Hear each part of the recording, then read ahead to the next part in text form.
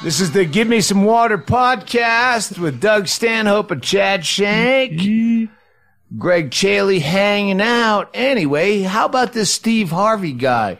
We should have these podcasts where, hey, limited time, what do you call that? This story's only fresh for a second. Oh, yeah. Yeah, it's a short second. Yeah. Short shelf life podcast.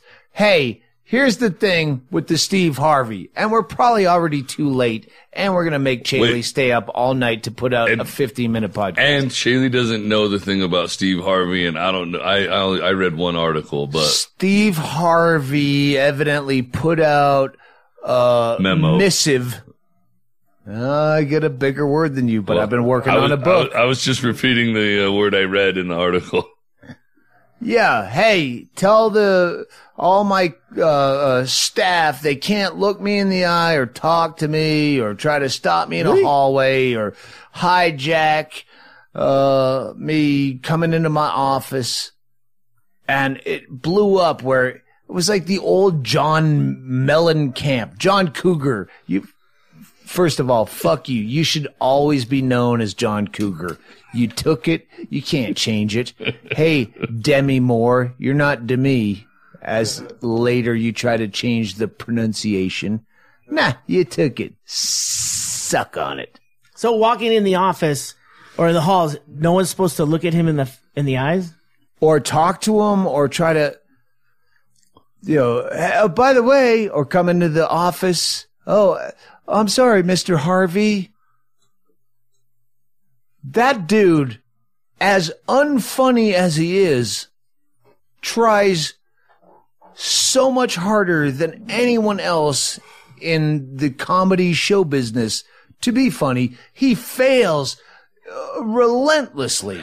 He's just has 85 shows, radio shows. He has all these shows where he's not funny whatsoever on any level to anybody. The Feud guy. Yeah, that guy. Family Feud guy. I love that you got it off the description instead of the name. No one has ever said, oh, wait, which host of the Family Feud? The hilarious one? No, he's terrible, but he really is, as he touts himself, the hardest working man in show business. He has a billion shows, and everyone that's riding your coats. I had not a show, and I can't get from the fucking stage to the bar in a 60-seater without people bothering me when I just want to fucking have a drink and decompress. And then Chaille's going, you're going to sign some shit at the merch booth. Don't make eye contact with me. I'm defending Steve Harvey as unfunny and ludicrously over-ambitious as he is. Yeah, fucking leave him alone. You're a PA. You get him cokes. Don't pitch him a fucking script. Don't tell him, like, I get this on email, and I just delete it. I think people's fandom, I don't know what the fucking word is, overrides the knowledge that you guys are working. Like it's a very mental job. Yeah, you're not shoveling coal, but your head is very busy, I would think. Absolutely. Right. I'm trying to They don't look focus. busy, but they're working. Right. He's Yeah. working. That guy's working as he's walking down the hall, I would imagine. I mean, he's preparing for, like you said, a million shitty shows. And that takes a lot of work. I can do, at best, one night in Buffalo where I spend a whole day, what did I fuck up in Syracuse and how do I fix it? And if I had people at a Flying J truck stop going, hey, you know what? I'm so much like you. just telling me shit. Yes. Don't fucking look Steve Harvey in the eye. He has to get back to being unfunny, and he's blaming you for him being unfunny. So, don't look him in the eye. He's Steve Harvey. Just be happy to have the fucking job. The guy's really working. What you're saying, I'm shitting on Steve Harvey, but the whole idea, oh, don't look at me and don't talk to me. Yeah, don't. It's not your fucking job to talk to Steve Harvey in the hallways. Why does he have to be his own office manager? Why doesn't he get a fucking producer in there to fucking have a meeting and go, hey, look, guys, hey, he's working. Yeah, they probably don't like him because he puts out memos saying don't look at me. Well, that's the thing. Why is he putting out a fucking memo to be a douchebag when he could just be a douchebag and let someone else say, hey, don't fucking bother him? Well, it's kind of like what I do is I don't say anything until I'm at a breaking point. I go, listen, just get the fuck out of the green room. Well, last night you were saying, help yourself to the vodka. Yeah, I'm being polite. And at some point you have to know to get the fuck out of my head because this is not all stream of conscience. I write shit down, and we were good friends 5 or 7 years ago, and now you show up, but I'm trying to work out new shit because I have an audience that hopes for new shit, and then you go, hey, remember that time? Yeah, it's 30 minutes to showtime, and I have nothing. Get the fuck out of the green room, but I can't do it. Chad Shank, when we did that Montana run, and everyone thought you were the bodyguard. Just, these are shit shows. Well, that was early on, but that gives me, that's what I was talking about earlier, where somebody's like, you don't realize that you guys are working. I got to see how you change before the show, like, well, and I guess I got enough fucking awareness to know just to shut up and not talk to you before you're getting, like, I could see you go inside your head, and I knew that was, people don't, I guess people don't understand that kind of stuff happens, that you guys are working long before you get out there and start talking.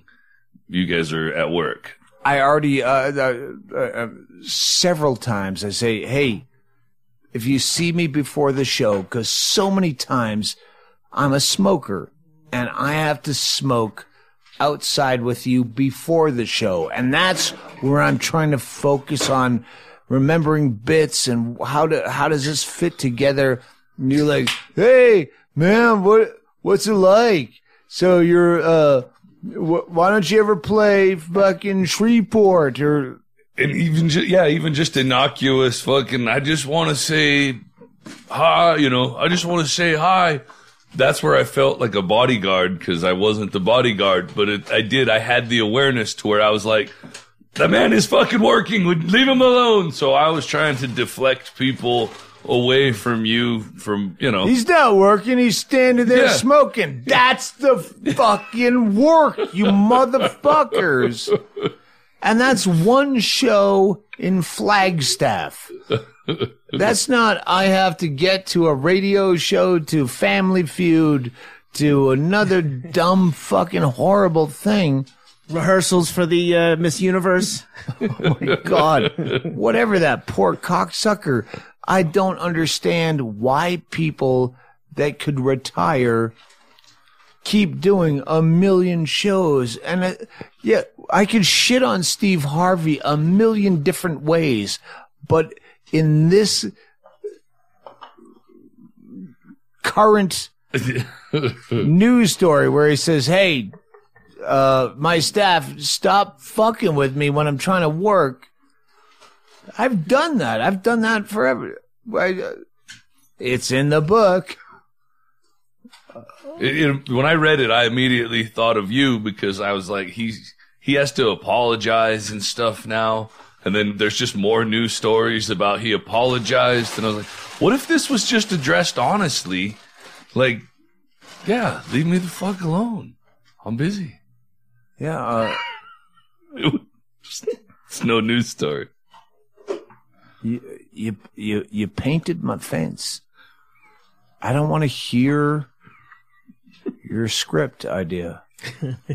It's a buddy movie. No. I just need some fucking alone time. I have to fucking leave my own house. This is it's just fucking chaos all the time. I gotta finish a book. I'm gonna put out a missive. Leave Steve Harvey alone. Steve Harvey, I know I shit on you a bit, but it's just not my style of comedy. But you're absolutely fucking right. Hey, just fucking leave me alone. I have 17 shows that no one watches, and I have to figure out why. He's still punching the clock. He's in there every day working. Start drinking and just do like one show in Buffalo. That's my advice to you. But I'm honestly on your side, and that's a PSA from Doug Stanhope to Steve Harvey. You're right. So maybe I'll put out a memo, or maybe we'll just put out this PSA. This is the Doug Stanhope PSA in support of Steve Harvey. Whether you like him or not, just get out of his fucking face. I will be the one comedian that supports Steve Harvey. And let's close on a good Steve Harvey bit.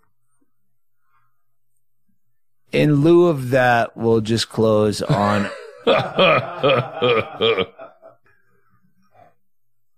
That's it.